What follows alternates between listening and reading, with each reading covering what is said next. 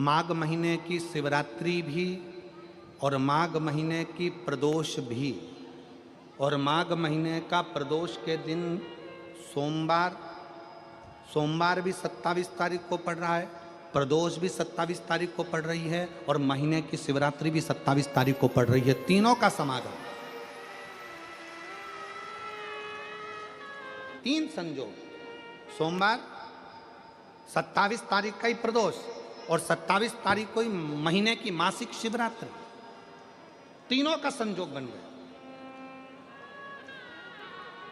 हमने आशीष से कहा दुनिया के लोग कुंभ में त्रिवेणी के घाट पर जा रहे हैं, पर मेरे भोले बाबा ने यहां त्रिवेणी इकट्ठी कर कर रख दी है। मेरे शिव, एक निवेदन सभी श्रोता बहन भाइयों से, कथा आस्था चैनल पर जो सुन रहे हैं, फेसबुक यूट्यूब पर जो सुन रहे हैं, और पंडाल में बैठकर जो सुन रहे हैं, जिस दिन दिल से हारो ना,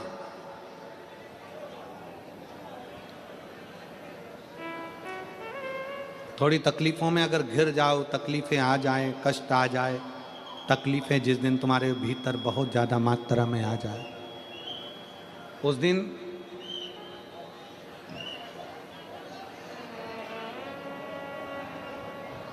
तीन बेलपत्र, एक बेलपत्र में पीला चंदन, बीच वाली पत्ती। जिस दिन तुम्हें लगे कि मैं बहुत दुखी चल रही हूं और मेरा काम हो ही नहीं रहा, बहुत तकलीफ की जिंदगी चल रही है, कोई हाथ पकड़ने वाला नहीं है, कोई संभालने वाला नहीं है, और बहुत तकलीफ हो रही है, बहुत तकलीफ। उस समय पर एक बेलपत्री के बीच वाली पत्ती पर पीला चंदन, दूसरी पत्ती पर लाल चंदन, और तीसरी पत्ती पर 11 चावल गीले, पानी में उसको थोड़ा सा भिगो लें या धो लें, 11 चावल गीले शिव जी की उस पत्ती पर रखें। सबसे पहला पीला चंदन का बेलपत्र, दूसरे नंबर पर लाल चंदन का बेलपत्र, तीसरे नंबर पर जो 11 चावल आपने धोकर रखे हैं वो हाथ की हथेली में रखना है, और हाथ की हथेली में रखकर अपनी कामना कर कर भगवान शंकर से विनय कर कर पंचाक्षर मंत्र नमः शिवाय या षडाक्षर मंत्र ओम नमः शिवाय या श्री शिवाय नमस्तुभ्यम बोलकर उस बेलपत्र पर सीधे हाथ में रखकर उल्टे हाथ का स्पर्श कर कर बाबा से अपने मन के भाव कहकर शंकर के शिवलिंग पर उसे समर्पित कर दीजिए। एक ही लोटा जल, जहां से जल बहता है अशोक सुंदरी वाली जगह, एक ही लोटा जल, जहां से जल बहता है उस जल बहने वाली जगह पर 3 बार उस जल को अपनी कामना कर कर श्री शिवाय नमस्तुभ्यम या पंचाक्षर मंत्र या षडाक्षर मंत्र बोलकर 3 बार उस स्थान पर गिरा दीजिए। गिराने के बाद में बाबा से विनय कर कर अक्षत वाली जो बेलपत्र है, एक बेलपत्र और एक अक्षत उसमें से अपने लिए लेकर आ जाओ। उसको 2 महीना 3 महीना अपने घर में रखिए। जितना भी दुख है धीरे धीरे बाबा समाप्त कर कर खुशियां घर में लेकर आता ही। दुख समाप्त होगा, खुशियां घर में आएगी जरूर। ये आज जो शंकर के शिवलिंग की आराधना करेगा, पूजन करेगा, उसके घर में 2 देवियां सदा सदा विराजमान रहेंगी। पहली सरस्वती, दूसरे नंबर पर लक्ष्मी उनके घर में सदा विराजमान। सरस्वती और लक्ष्मी।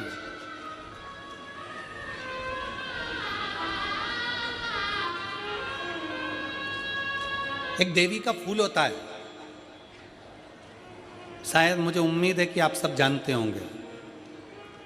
एक देवी का फूल होता है जिसको जायसोन या गूलर का फूल भी कहते हैं, घंटी वाला फूल भी कहते हैं, लाल कलर का होता है। काय का बोलते हैं इधर? गुड़ल, गुड़र का फूल, जायसवान का फूल लाल कलर का होता है, जिसमें घंटी निकली रहती है एक छोटी सी, उसमें पीले पीले पीले पीले दाने रहते हैं।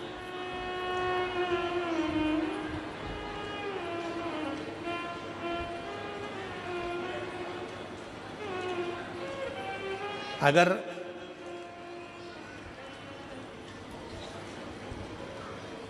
मान लो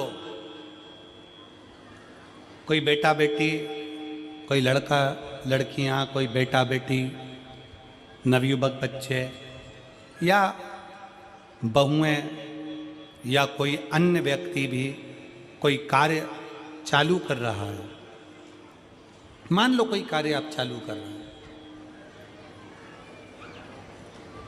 एजुकेशन के लिए बढ़ रहे हैं, या आपने कोई लक्ष्य बनाया है कि मुझे इस कंपटीशन एग्जाम में बैठना है, इस कंपटीशन एग्जाम में बैठना है और मेरा इसमें पास होना जरूरी है, और मैं जो चीज पढ़ती हूं ना मैं भूल जाती हूं, मैं अध्ययन करता हूं और भूल जाता हूं। कई माताएं भी ऐसी हैं 40, 45, 50 साल, 60 साल की हो गई, 60, 70 साल की हो रही हैं, कई बार कह देती हैं मेरी याददाश्त ठीक नहीं है, मैं कोई सामान रखती हूँ भूल जाती हूँ, मेरी याददाश्त में नहीं रहती। कोई भाई भाई लोग कह देते हैं मेरी याददाश्त में नहीं रहता, भूल जाता हूँ। कोई कह कर गया मुझसे बात कर लेना और मैं भूल गया कि मेरे को उससे बात करना था। कई बार मुझे मनी मंजिल तक पहुंचना है।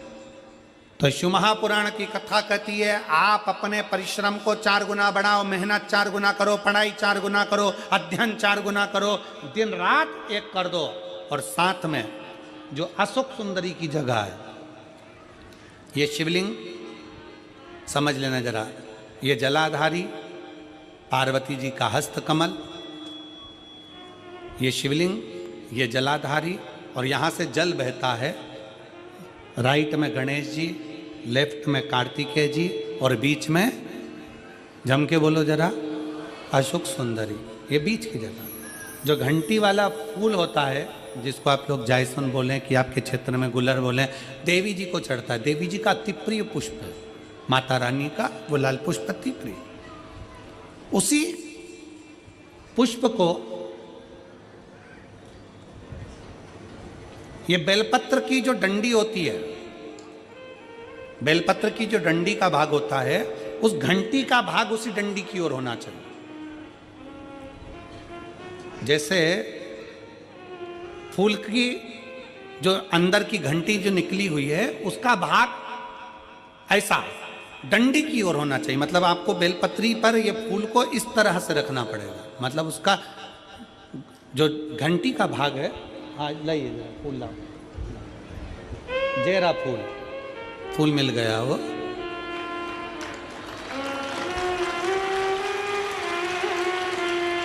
फूल मिल गया। भारत में फूल जल्दी मिल भी जाता है, मिल गया। अब ये फूल और इस फूल की जो घंटी का भाग है वो इस डंडी की ओर हो, मारा डंडी के साइड। अपनी कामना कर कर, अपना नाम और गोत्र का स्मरण कर कर, शिव जी से अपने मन का भाव बोलकर इस फूल को और इस बेलपत्र को 12 महीने शिवरात्रि पड़ती है। किसी भी शिवरात्रि पर अशोक सुंदरी वाली जगह पर, शंकर के शिवलिंग की ओर जो अशोक सुंदरी की जगह है, वहाँ पर डंडी और घंटी का मुख शिवलिंग की ओर होते हुए उस बेलपत्र को समर्पित करो। कब करना है?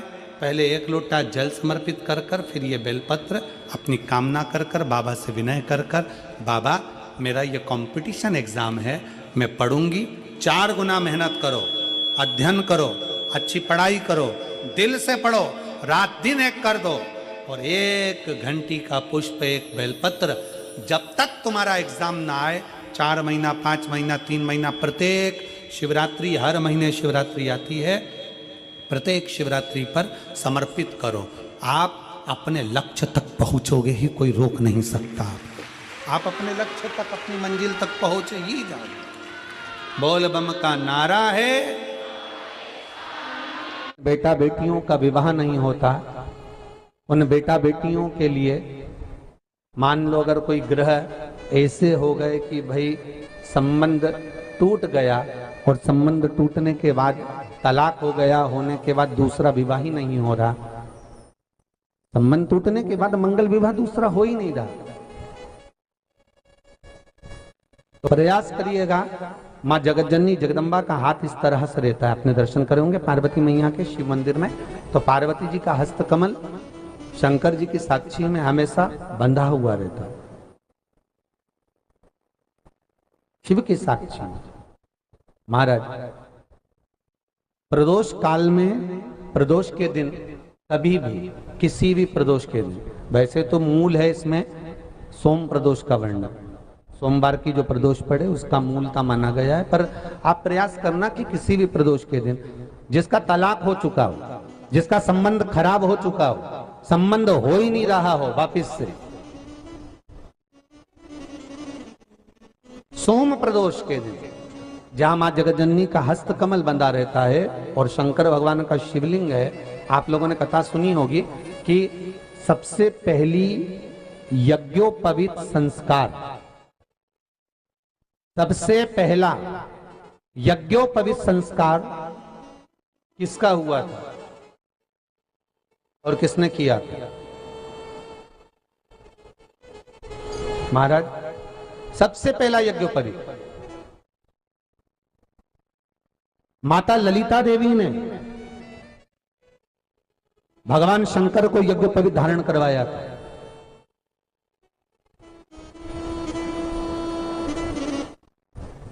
मां ललिता देवी ने सूत्र बनाकर अपने हस्त कमल से भगवान शंकर के सम्मुख में बिठाकर भोलेनाथ जी के हस्त कमल से स्वतः सूत्र बनाया था। भगवान शंकर प्रसन्न हो गए थे, बहुत प्रसन्न भोलेनाथ जी, इसलिए शंकर भगवान ने ललिता देवी को 2 वर दिए थे, एक किसी का अश्रु नहीं देखूंगा, दूसरा जो यज्ञोपवीत समित समर्पित करेगा, यज्ञोपवीत का भाव जो मुझे देगा उसके जीवन में बाधाओं को हर लूंगा। इसलिए आज भी हिंदू धर्म में देवताओं को जो यज्ञोपवीत चढ़ाया जाता है वो उलझा हुआ नहीं होना चाहिए। देवताओं को जो यज्ञोपवीत चढ़ता है उसको सुलझा कर चढ़ाया जाता है, समर्पित करेगा। अब कई विद्वान ब्राह्मण ऐसा कैसे यज्ञोपवीत में हल्दी लगाकर छोड़वा देते हैं, परंतु वो उलझा हुआ रहता है, वो सुलझा हुआ अगर चढ़ाएगा तो जो जजमान पूजन कर रहा है, जो जजमान पूजन में लगा हुआ है, उसको पूर्ण फल की अनुभूति हो, पूर्ण फल का प्राप्ति हो और ब्राह्मण भी बंधन से मुक्त हो। ललिता देवी चाहिए। तो हमारे यहाँ भौम सोमवार का जो प्रदोष हो, उस प्रदोष के दिन जिसका मंगल विवाह नहीं हो रहा है, सारी तकलीफें झेल रहे हो, बहुत कष्टप्रद हो, तो माँ का जो हस्त कमल है, उस हस्त कमल से लेकर शंकर भगवान के शिवलिंग तक एक कच्चे सूत की धार बनाई जाती है। महाराज 6 धार कच्चे सूत की बनाई जाती है। यहाँ शंकर भगवान का शिवलिंग है, यहाँ माता का हस्तकमल है, हस्तकमल से चालू होकर शिवलिंग, शिवलिंग से चालू होकर हस्तकमल, ऐसी 6 धार बनाई जाती है माता। और धार बनाकर उस धार पर माखन का लेपन किया जाता है भगवान शिव को। जैसा ललिता माता ने भगवान शंकर से वर प्राप्त करा था, उसी तरह फिर उस लेपन को लगाने के बाद उसको उतारकर उसी को लपेटकर शंकर भगवान पर उसको चढ़ा दिया जाता है, मात्र अपनी मंगल विवाह की कामना कर कर। अगर कोई कुंवारी अवस्था में कर रहा है तो उसमें हल्दी लगाए, और अगर कोई शादी होने के बाद, संबंध टूटने के बाद दूसरी शादी के लिए कर रहा है तो उसमें हल्दी ना लगाए, बस इतना अंतर रहता है।